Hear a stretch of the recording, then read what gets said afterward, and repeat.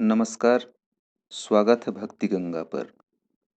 मित्रों, मीराबाई भक्ति काल की एक ऐसी संत है जिनका सब कुछ कृष्ण के लिए समर्पित था। मीरा का कृष्ण प्रेम ऐसा था कि वह उन्हें अपना पति मान बैठी थी।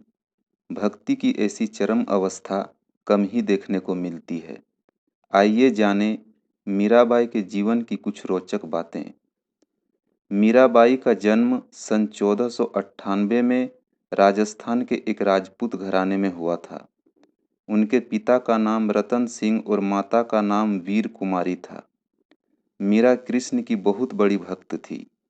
जब वह 4 वर्ष की थी, तब उन्होंने अपने घर के पास हो रहे एक विवाह को देखकर बेहद मासूमियत के साथ अपनी माँ से पूछा था कि प्यारी माँ, मेरा दूल्हा कौन होगा।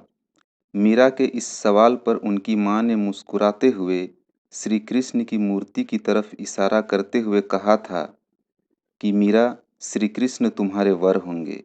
जिसके बाद से ही मीरा श्री कृष्ण को अपना स्वामी मानकर उनके प्रेम में विलीन हो गई। कुछ समय बाद ही मीरा की माँ का निधन हो गया था। जब मीरा बड़ी हुई तो उनके मन में यह विश्वास था कि श्री कृष्ण उनसे शादी करने जरूर आएंगे। मीरा बेहद खूबसूरत और स्वभाव की कोमल थी। वे बहुत सुरीली आवाज में गाना गाती थी। लेकिन मीरा की शादी मेवाड़ के महाराणा सांगा के पुत्र राणा सांगा से हुई। मीरा ये शादी नहीं करना चाहती थी, लेकिन परिवार के जोर देने पर उन्हें ये शादी करनी पड़ी। माना जाता है कि शादी के बाद भी मीरा का प्रेम कृष्ण के लिए कम नहीं हुआ था।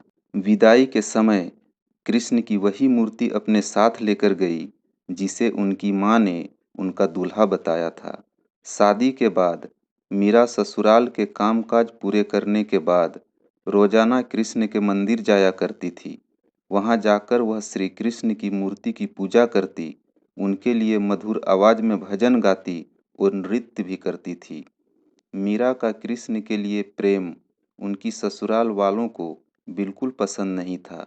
उनकी सास ने उन्हें दुर्गा माँ की आराधना करने पर जोर दिया, क्योंकि उनके ससुराल वाले माँ दुर्गा में बेहद विश्वास रखते थे। लेकिन ससुराल वालों के श्री कृष्ण की आराधना से रोकने पर मीरा ने साफ कह दिया कि मैं पहले ही अपना जीवन कृष्ण के नाम कर चुकी हूँ। इसके बाद मीरा की ननद उदाबाई ने उन्हें बदनाम करने की भी कोशिश की। उदाबाई ने अपने भाई राणा से कहा कि मीरा का किसी के साथ प्रेम संबंध है और उसने मीरा को उस व्यक्ति के साथ देखा है। यह सुनकर राणा बेहद क्रोधित हुए और आधी रात बहन उदाबाई के साथ मंदिर जा पहुँचे। मंदिर पहुंचकर उन्होंने मीरा को कृष्ण की मूर्ति के साथ अकेले ही बातें करते हुए देखा। ये देखने के बाद वह गुस्से से चिल्लाए कि मीरा, अपने जिस प्रेमी से तुम बातें कर रही हो उसे मेरे सामने लेकर आओ। इसके जवाब में मीरा कृष्ण की मूर्ति की ओर इशारा कर कहती है कि ये मेरे स्वामी हैं, इनसे मेरा विवाह हो गया है।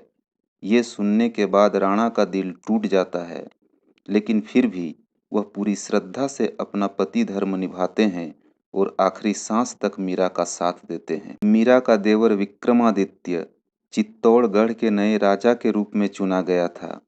उनको कृष्ण के प्रति मीरा की भक्ति और लोगों के साथ मीरा का मेल जोल पसंद नहीं था।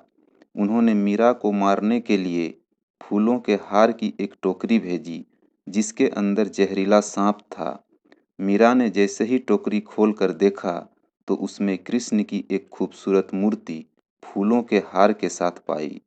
इसके अलावा विक्रमादित्य ने मीरा को मारने के लिए प्रसाद में भी जहर मिलाकर भेजा।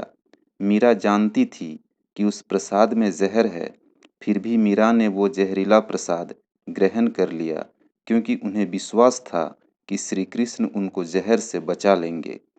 जब मीरा को मारने की कोशिशें हद से ज्यादा बढ़ गई तो मीरा ने तुलसीदास को एक खत लिखकर उनसे उनकी राय मांगी। तुलसीदास ने जवाब में लिखा कि उन्हें त्याग दो जो तुम्हें नहीं समझ सकते हैं। भगवान के लिए प्रेम ही सच्चा प्रेम होता है, दूसरे रिश्ते झूठे होते हैं। एक बार अकबर और तानसेन वेश बदलकर मीरा के गाने सुनने चित्तौड़गढ़ के मंदिर आ पहुँचे। उन्होंने मीरा के पवित्र चरण छूकर कीमती जवाहरात की माला कृष्ण की मूर्ति के आगे रख दी। जैसे ही राणा को ये सूचना मिली, वह बेहद क्रोधित हो गए, जिसके बाद उन्होंने गुस्से से मीरा को कहा कि जाकर डूब मरो और जीवन में कभी भी अपना चेहरा मत दिखाना। तुम्हारी वजह से मेरी और मेरे परिवार की बहुत बदनामी हो चुकी है। तुमने हमें लांछित किया है। मीरा ने राणा की कही बातों का पालन किया और वह गोविंद गिरधारी गोपाल जपते जपते कृष्ण के ख्यालों में नाचते गाते नदी की ओर बढ़ने लगी। जैसे ही मीरा ने नदी में कूदने की कोशिश की, पीछे से किसी ने उनके हाथ को थाम लिया और वह गिरने से बच गई। मीरा ने मुड़कर जब देखा तो वहां कोई नहीं था। मीरा वहीं पर बेहोश होकर गिर पड़ी। इसके बाद मीरा वृंदावन चली गई।